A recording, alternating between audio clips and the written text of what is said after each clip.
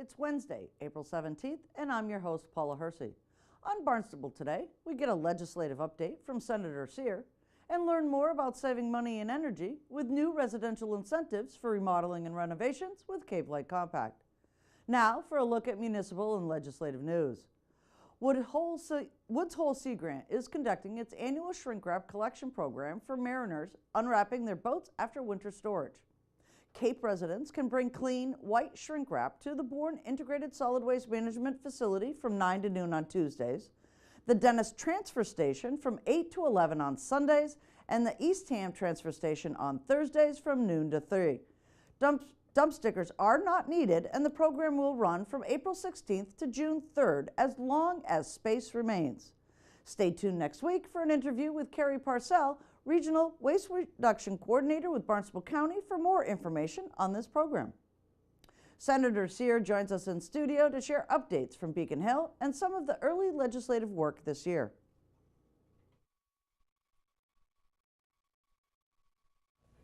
So many things going on at Beacon Hill. Julian Sear is here with an update. Julian. Always good to be with you, Paula. You as well. Things are really crazy on Beacon Hill. There's so much to talk about. Yeah, we got a lot going on. Some important early steps in the legislature. So a legislative process, the calendar, it's often an iterative one, right? So we start the session looking at a whole host of bills. The budget's something that's really substantial that I'll talk about in a moment. But we've taken some action on some pretty important pieces of legislation that have passed. Both the Senate and the House have been sent to the governor, and they're really about making sure that we're promoting children, families, health care. So we passed 2 bills in recent weeks. One bans a practice known as conversion therapy, which is a pretty coercive practice that tries to really hurts young people around trying to interfere with their gender identity or sexual orientation. This is something I've really led on, and I'm one of 2 out members in the Senate. There's 7 out members in the legislature. It was something that had passed the legislature near unanimously last session in both chambers, but we just, on a process perspective, we just didn't get it done. So we took that vote. It's been signed into law by the governor. Another thing we've done is what's called lift the cap on kids. So there's a really arcane, really unfair component in law as it relates to supports for families, for really poor families that the state gets. And it essentially penalizes families that have more than one kid. If you have another kid and you're receiving state assistance, really something that has hurt over 8,000 families in the state. The House took this up, passed it unanimously. The Senate took it up. We passed it, I think, there was 1 dissenting vote, so near unanimously. Sent to the governor. The governor's actually vetoed this, which is something we're not happy about, but I expect you're going to see us move in the next few weeks to override that veto. Okay. Democrats and Republicans in the legislature support that. And then we've been working to fill some gaps around funding and support. One area where I've really led on is on heating assistance for families. Right. And so we provided $30 million in additional resources to help people who receive fuel assistance, which is just so essential, especially here on Cape Cod. We got so many people living on fixed incomes. Maybe they have some sort of older heating systems that are using, either oil likely, and so that's helping them out as well. Excellent. And let's just go back a little bit to the lift on the lift the cap on kids. Lift the cap on the kids. Explain to people, it goes to the governor's desk, he vetoes it, and it comes back to, does it have to come back and do anything else there, or is it just a simple vote? So it requires a 2/3 vote, a 2/3 majority to override the governor's veto. It needs to start in the House, and then it comes to the Senate from a process perspective. This passed, I think in the House there was 8 dissenting votes on lifting the cap on the kids. So the majority of the Republicans, including all the members of the Cape delegation who are Republican, voted in favor of lifting the cap. And in the Senate we had 1 person who didn't vote for it, and the other 39 did. Right. So clearly there's super majorities there. Even if a few people peel off, this will happen. Okay. Yeah. And then you mentioned budget. That's budget. So the biggest thing we do, the House actually last week they released a draft budget Amendments have been filed this week. They're looking at all those amendments, and then next week, the week after school vacation, the House will go in. They'll debate their budget, a whole host of priorities, from everything that's really, really big, including really specific regional priorities. Then they pass it over to the Senate. We'll take our budget up in May. We usually finish right before Memorial Day. In time for the long weekend. There's a conference committee, reconciles the budget, and we have something in early July. Right. Last year it did go a little further. There's a little bit of a habit of going a little further. Right. From a process perspective, there's a continuing budget that's passed, and so right. it doesn't hurt services. What gets tricky is how do we make sure we're getting dollars out? Say we brought resources to the town of Barnstable, to Channel 18, right? Getting those resources to you can be a little bit of a problem when we have those delayed budgets. All right. And when we talk about money, education always comes to the bubbles right to the top. So this is a big issue that there's been a lot of work on, but I think we're actually going to do something on soon. So there was a commission, a foundation budget review commission, looking basically at the formula for how we fund public schools in the Commonwealth. There's 4 or 5 pieces that have been identified where there's gaps. That includes health insurance costs for school districts, and includes special ed costs, English language learners, and also how do we count poor kids in our schools. So there's been a whole effort on this, and the Education Committee, which I now sit on, is taking up a bill. I think we'll expect to have a bill maybe in early summer and take something up before the summer break. This is really important for our schools here. When I talk to our school superintendents, what are some of the big challenges they face? Special ed costs, English language learners, particularly in Barnstable, that we've had a real expansion of that population. 10% increase. Yeah, significant. And the state really hasn't followed up with resources and dollars to support that. Right. And the formula itself, there's always been talk that the CAPE seems to kind of fall by the wayside. There's some mismatched understanding of how we're funded. Yes, and in part because the formula takes into account property values, which for us is very inflated, not based on the people who live here, but because of all the second and third homeowners that we have here. So that's something that we're really sinking our teeth into. The Senate chair of the Education Committee will be coming to the Cape and meeting with the superintendents and teachers and stakeholders and parents. We're also trying to look at avenues around a rural school aid funding formula, and also making sure that we have some flexibility in how schools count truly the neediest kids. So that the best way that I think to do that is through the free and reduced lunch program, which I think gives you a real accurate snapshot of the need in the community. Right, and some of our schools here on the Cape actually top the state in that. Yep. DY, I think, comes to mind right off the bat. Yep, for certainly. That, so. Yeah, particularly some of the schools. Right. Yep. So anything else that you? A lot's going on. So I was also really proud to have led the relaunch of an employee ownership initiative in the Commonwealth. This is something that I've been leading in concert with the Senate President. Employee ownership, there's pretty significant advantages that actually date back to federal tax reform in the 1980s under President Reagan and Speaker Tip O'Neill to provide incentives for people to have employee ownership. We really think this is a way that can help build up wealth. And it can continue some of the, think of your favorite kind of iconic Cape business. It can really help keep those businesses continuing when someone wants to go sell that business. Selling to their employees is an option. So we secured $250,000 in recent budgets to restart the program, and we had a kickoff just 2 weeks ago at the State House, and it'll mean hopefully it means some good things. It will. Succession has always been an issue with family businesses here on the Cape. And I know this personally, right? And part of my attraction to employee ownership has been, I grew up in a family, my family's restaurant. We had it for 28 years. When my parents looked to sell, they were trying to figure out, all right, how do we make this work? They did look to sell to their employees. They couldn't figure it out, and so they went another avenue. But I think that there's some real value in that, and I'm really encouraged that the state is going to be making an investment in this. We give, if you look at the broader state budget, and if you look at the tax credits that we have, large corporations really benefit from the system. We don't do a lot for small businesses, and so this is something I really hope we can, is doing something, especially for the small and medium-sized businesses, which here on Cape Cod, this is the bread and butter of our economy. right? The backbone. Excellent. Yeah. Great. Thanks, Paula. Thank you, Jillian.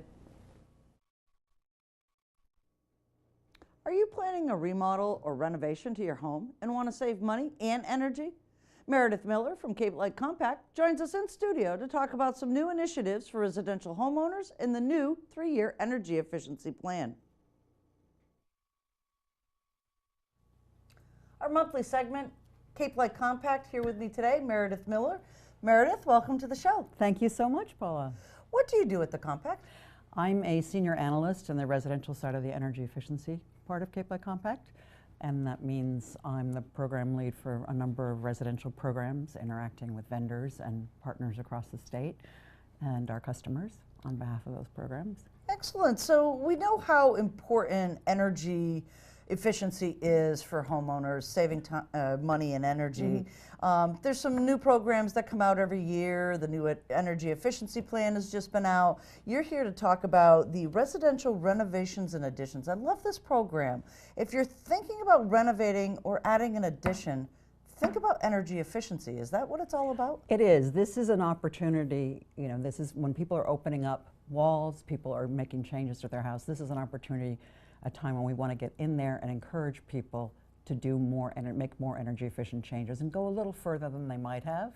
And to do that, we are helping people with suggestions and offering incentives for changes they make that are above a certain baseline. All right. So let's talk a little bit about some of the things that might be eligible for this. Sure. I mean, lighting comes to mind, you know, Cape Light Compact would be the thing that comes to mind, LED lighting or you know, those types of things. But there's other energy efficiency things that you can do while you're renovating. Sure. You know, and how this program works, it's not based on a specific incentives versus a kind of equipment. We look at a whole project approach and we model what the house or the project would have under, you know, under certain sort of standard builder conditions, what it would have used, and then we model and see what things could be improved, what the customer already is planning, and we're looking to get to incent people to go a little bit above. And so it's not necessarily about lighting or heating specifically, but it takes into account any changes that cause the whole project to be more energy efficient. So that does include heating and cooling, water heating, insulation, windows, as well as lighting. So all those things get rolled into an analysis or a model of the home and what's being done. Excellent. So do you work with the homeowner or the general contractor or both? It can be either or. More typically in this program we're going to be working with the homeowner. The project needs to be undertaken by a licensed builder. Okay, so there also needs to be a permit pulled for it, and we do have a minimum of 500 square feet of surface area. But who we're working with is, we're happy to talk to builders too, but mostly we're working with homeowners. We're going out to their site. We're doing, it's a variable program because every project is different. So we're doing a certain amount of hand-holding, looking at the site, looking at the plans, modeling what customers are planning to do, and then making suggestions for what they can do even better. So we're really acting as a consultant for the customer. Right. Yeah. So it's maybe that one step further than that assessment piece of it, where Cape Light Compact comes in and assesses what you have originally and what might be upgraded at that point. This is all designed as you're ripping out walls and floors and things like that. As like now you can go a little deeper. Right. So the standard assessment is for doing energy retrofits to what's existing. You know, maybe adding more insulation, et cetera, and that's a wonderful program. But what we realize is there's a whole sector of the building industry and a sector of our customers that are undergoing renovations or adding new spaces to their home. And this is really, you're already tearing it up, or you're going to add whole new space. This is to, you know, to push you a little further to add incremental savings and go more efficient in that case. That's great. And how are these incentives calculated? Sure. That's a, you know, people are, it always comes back to money. Absolutely, absolutely. So give us a kind of like the bird's eye view of calculation for this. Sure. It's called, for this program, what we call a blended savings approach or pay for performance. And what that means is the more energy you save above a baseline, the more you're going to get for your incentive. And that's whether you're saving kilowatt hours or therms, but also we calculate, what goes into this calculation is the percentage savings. In other words, if someone with a 1,500 square foot home does something through this program that's going to save a certain number of kilowatt hours, and someone with a 4,500 square foot home does the same thing with the same kilowatt hours, that represents more effort in the smaller house. So we're looking at the percentage or the proportional amount of savings as well, and we're giving people credit for that. Because we want you need to have at least 5% impact on your usage. Oh, that's really interesting. Yeah. So in most cases, there's going to be savings somewhere for someone's home. Yeah, right. And so just to give you a sense of the success of this program so far, we started with a pilot last year. Cape Light had about 20 projects out of a little more than 30 statewide. And we, with other program administrators across the state, rolled this out as a full-scale program January 1st. Cape Light already has 35 folks enrolled. Wow. And our hope is to do 70 to 100 this year. And the goal statewide is 1,500. Wow. But we're seeing a lot of success. We've got a number of HERS raters who can act as verifiers who are enrolled on the Cape. We've got, at any one time, we have 30 to 40 builders on the Cape who participate in new construction and who we hope will also be participating in this program. That's great. And how do people really participate with this? You talked a little bit about a site visit, and Sure. So walk me through the process of getting started. How do I Sure. start? To get started, all a customer needs to do is to call the 1-800 number for this program, which is listed on Mass Save, and I can give it to you as well. It's the 1-800-628, yes, 8413 number. Or they can email what's called Renovate Add Mass. So it's Renovate ADDMA at ICF.com. And ICF is our program vendor who's worked with us on the new construction program and now this path for some time. They've set up a call center specifically for this path. And it was so successful in the first month, they had to double the number of people on the call center. Wow. So yeah, we're getting, probably maybe 30 calls a month for Cape Light, 300 statewide. Yeah. Wow. So they call, and then is this where they schedule a site visit, or is there some kind of qualifier on the call? Sure. When they call, the person on the other end, who I just spoke to one yesterday, will ask questions about the project, find out where somebody is, tell them how the program works, and ask some screening questions to get a better understanding of whether what they're planning is applicable to this program, or if they're actually looking for something that can be done through the retrofit program instead. So there's some screening questions, and then they will schedule on the spot. Now typically, we're scheduling now probably 2 weeks out for site visits. So the next step is they schedule you for a site visit. Right. And so that's what happens. And then someone comes to the site, either an account manager for the program, or a HERS rater who's doing work in the program, and talks to the customer about the project, walks around the site, sees what the plans are, kind of gets an understanding of schedule, and they start from there. Right, and that's a little bit more of what you were talking about when we first started, was the consultation piece of it. They're actually working as a consultant on your project, just like your kitchen magician would, the cabinet people and things like that. Well, they're going to give you, what they'll do is, depending on where your project is, so once you have a sense of your project, they will do some preliminary calculations and modeling, tell you what your incentive might be and what things you could do to improve what your project plans are, and then you'll finalize your plans, and they will want to come out and inspect, for instance, when your walls are open and the insulation has gone in but hasn't been closed up yet. Sure. So they'll typically be, and then they'll also be doing a final inspection when things are all done. And they'll be doing final calculation of modeling of your plan, of your project and what happened. And then, probably 6 to 8 weeks later, you'll get a check after you're all done and it's been inspected. So it's 2 or 3 site visits over the course of your project. If somebody already has plans from a builder, they may be able to, instead of an initial site visit, actually do that over the phone and talk through plans and model and make suggestions without a site visit to save that time. Okay. But yeah. And then I guess my final question would be, is this a time-limited program, or is it just this year, or is it going to run continuously through a number of years? That's a great question. No, this is We have no end date for this program. Okay. It's part of our 3-year plan, and we envision it ramping up a little bit each year over the next 3 years, and then we'll be doing our next 3-year plan. And if it's successful like we foresee, it'll continue.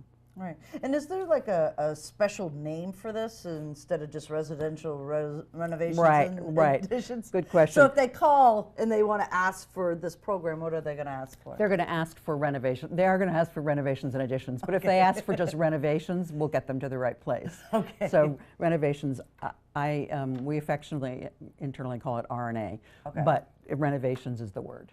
Excellent. Well, that's fantastic news. Saving money and energy. Absolutely. Anything else you want folks to know about the program? Just that I think that we're really excited about this on Cape Cod. We know housing is expensive. We know there's a lot of remodeling that takes place, and we're really committed to helping customers improve the housing stock of Cape Cod. And this is a good chance to do it. This is a place we haven't really touched, until recently. Right, and this is a perfect dovetail to the accessory dwelling units as well. Absolutely, absolutely. Right. Fantastic. Good point. I was going to bring that up. All on town warrants across the Cape. Yes, which is very exciting in and of itself. Yes. Excellent. Thanks so much for joining us, Meredith. Thank you. It was a pleasure. Here's a look at upcoming meetings for boards, commissions, and committees.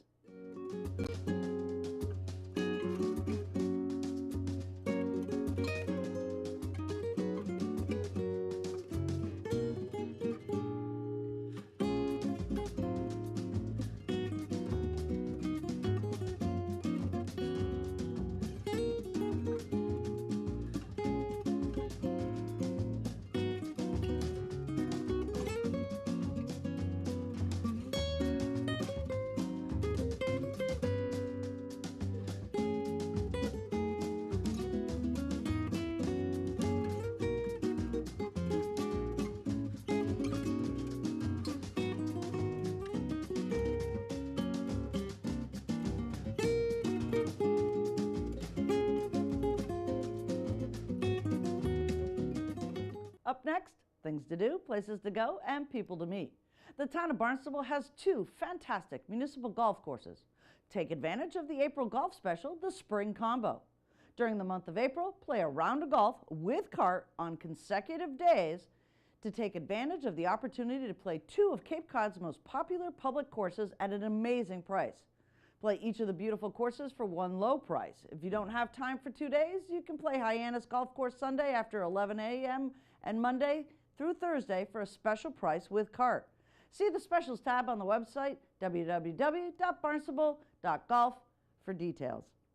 Comments, suggestions, accolades, connect with us on Facebook, Twitter, and Instagram. Email us or send us an old-fashioned note by carrier pigeon. Channel 18 works. For you, I'm Paula Hersey, and thank you for watching Barnstable Today.